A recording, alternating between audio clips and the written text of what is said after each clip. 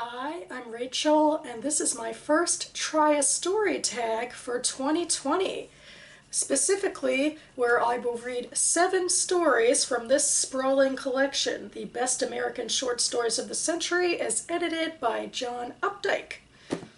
The Try a Story tag was started by Jen Campbell a few years ago. I'll link to her channel down below. Her intention with the tag was to choose various short story collections, read one story per collection, and then decide which collection you would continue and read the whole thing from. And since she started the Try a Story tag, I've been playing and tweaking with the tag, and now, in July, I do 2 Try a Story tags, the first of which is to slowly make my way through this chunkster by reading 7 stories a year. I will link to my own short stories playlist below where I've read from this book before, and then later in the month I'll have an upcoming tag where I will read from different collections of short stories.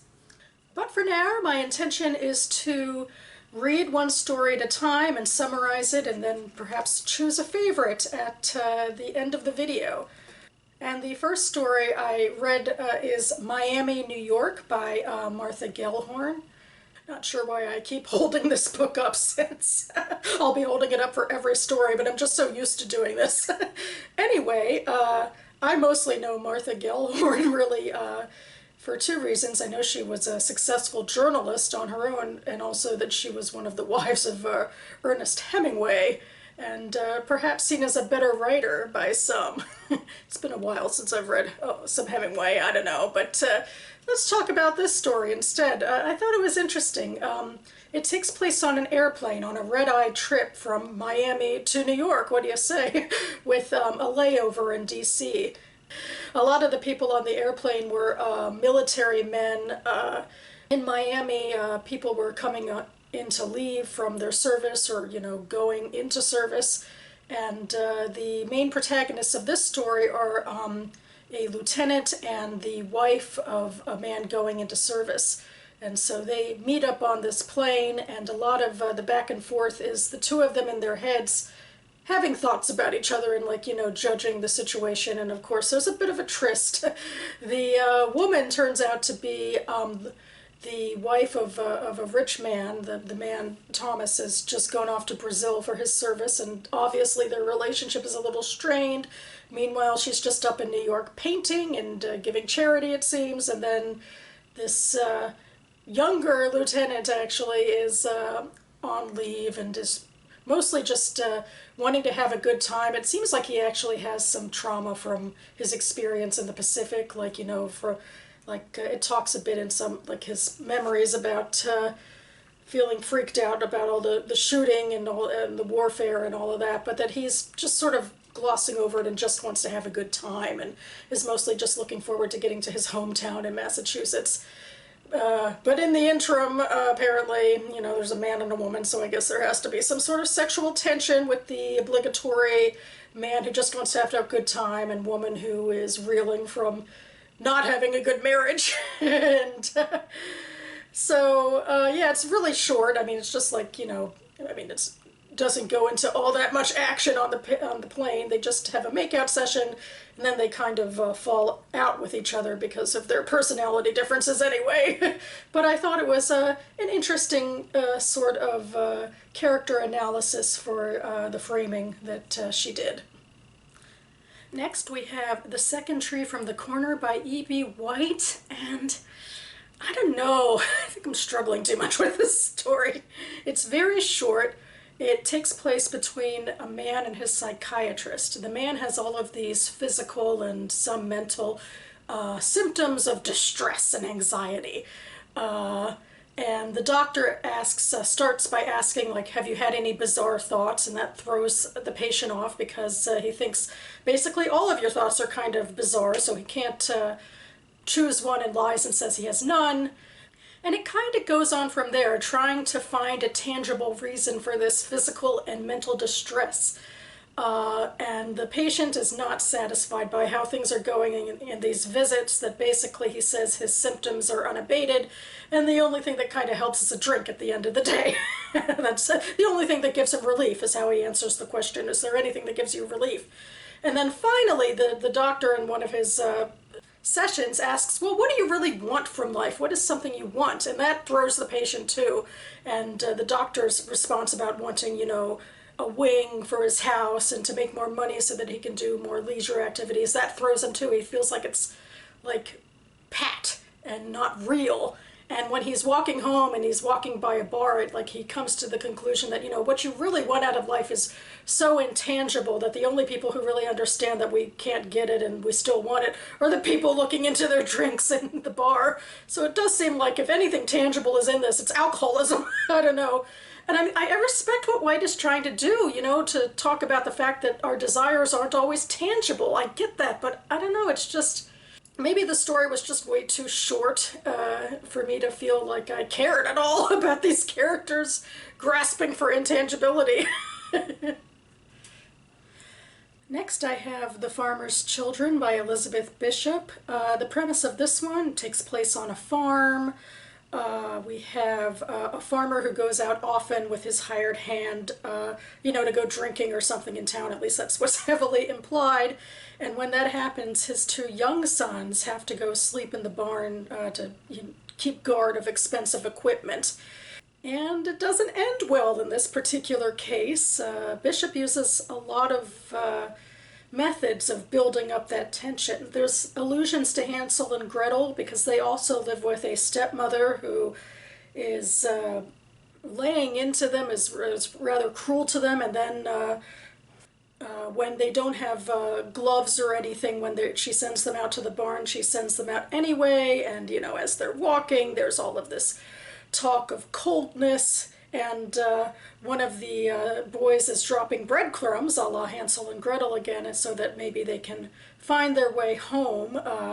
So I guess there's also the issue implicitly stated is that there's a lot of distance, or a significant distance, between the house and the farm we're sending these young boys off to, and in inclement weather. And they do indeed end up freezing to death. So it's a really kind of a spooky and sad little story. Had a lot of well-done elements to it. Next is Death of a Favorite by J.F. Powers, and this is a story told from the perspective of a cat.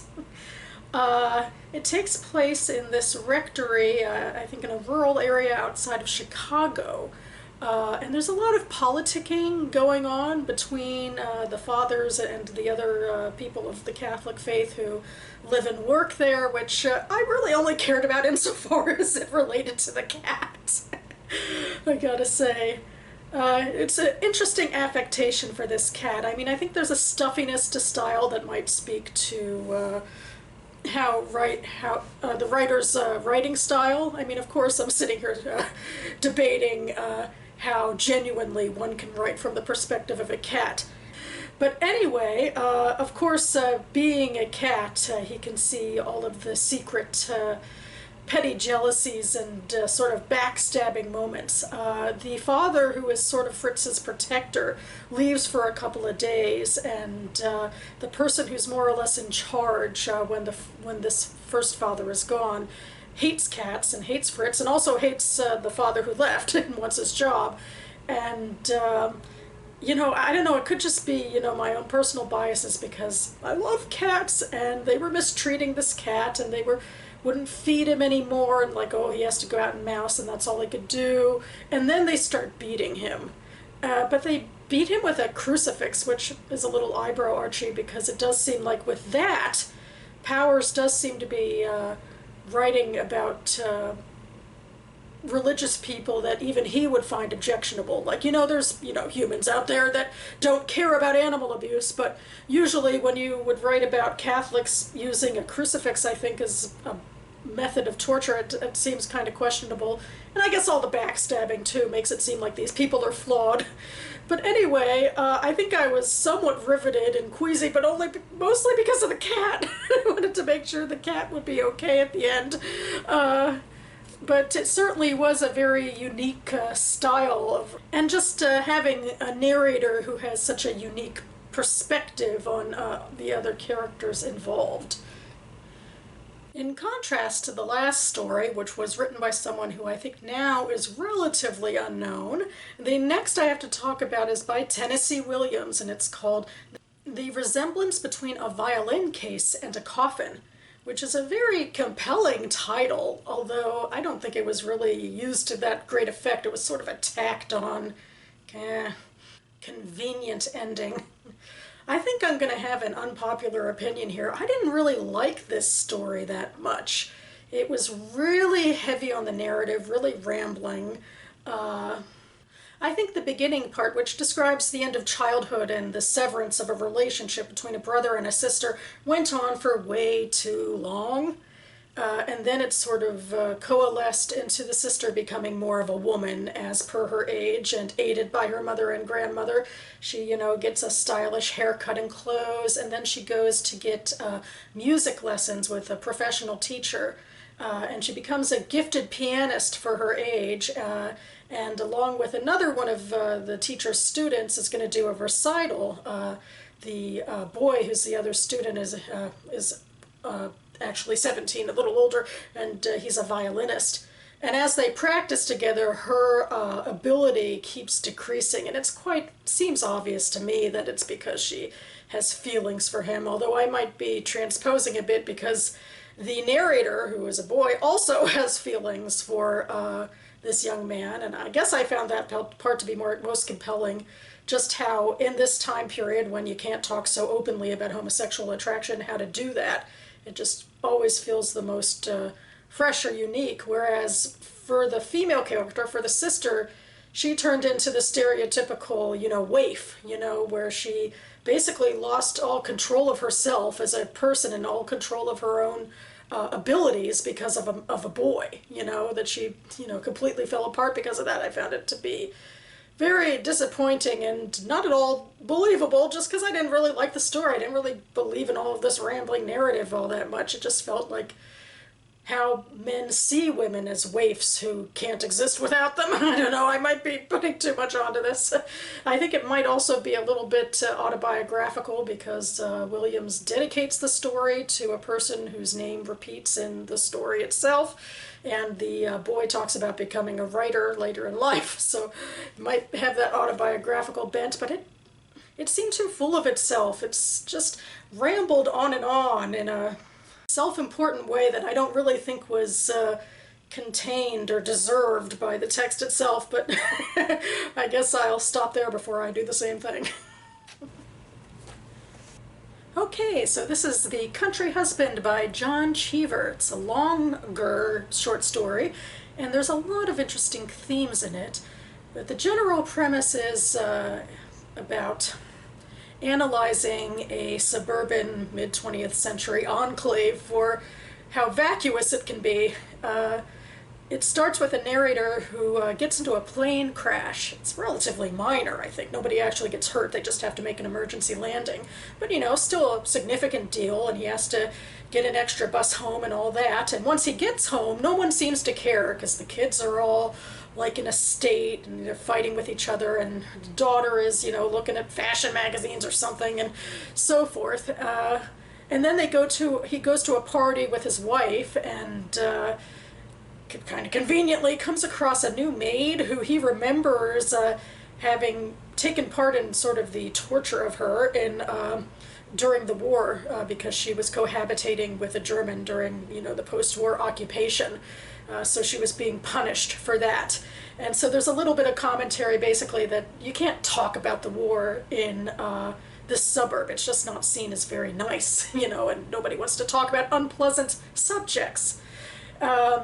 And then he comes home with his wife, and he comes across a new babysitter, this really hot girl who he immediately falls for and is basically trying to woo, but is pretty much stopped at every turn, especially by a young boy who is involved with the girl and wants to marry her. He's a college-age student about to leave college because his father was killed in the war, and he and his mother really can't afford to stay. And he also gives like the most concrete sort of argument against the vacuousness of this society.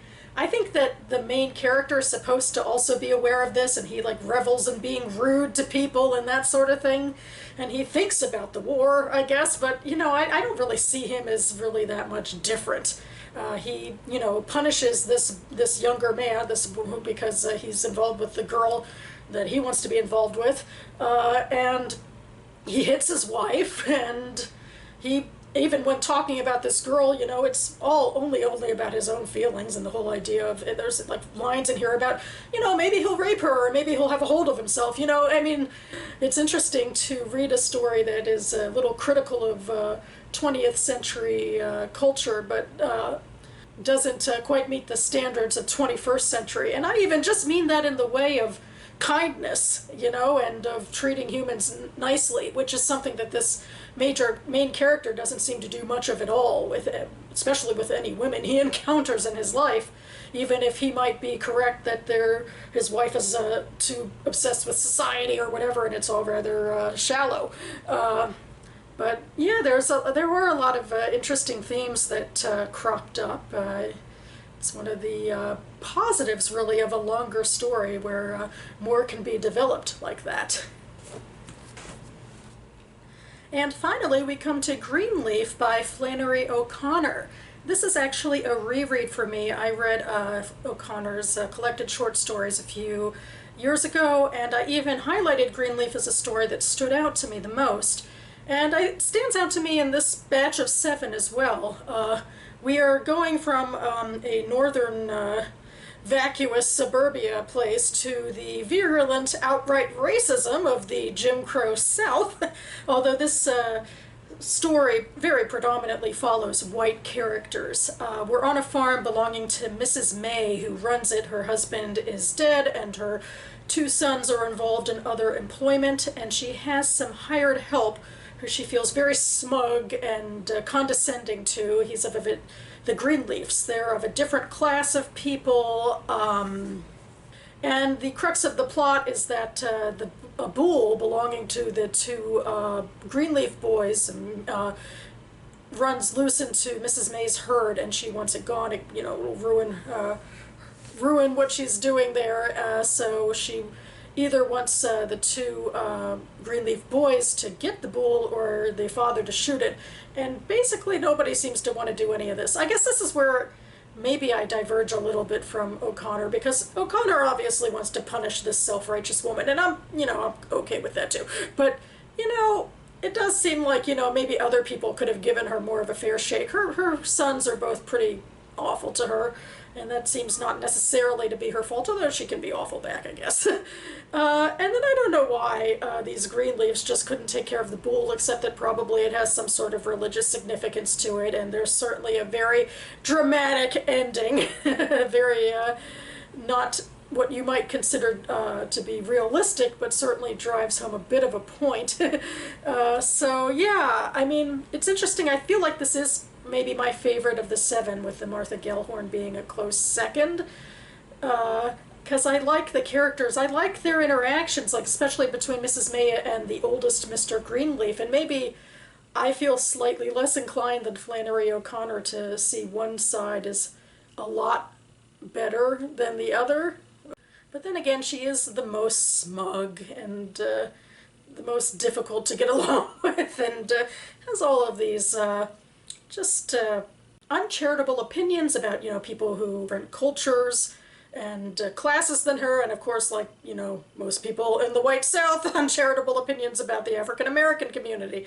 So yeah, it was really compelling in that way, a sort of soapy way to be reintroduced to these characters. Although as I think back on the first story, I really do like the interplay between the man and the woman on the plane in the Gellhorn story, seeing into their thoughts and what they think about themselves and about each other. And the Gellhorn story also deals with issues of social class and of what's expected, I guess, or and how men and women relate to issues of sexuality and their age and expectations. Maybe it's a little pat that of course they had to, make out on the plane and all that, but I guess I'm really liking both of these two stories for the character development and going on this journey with them.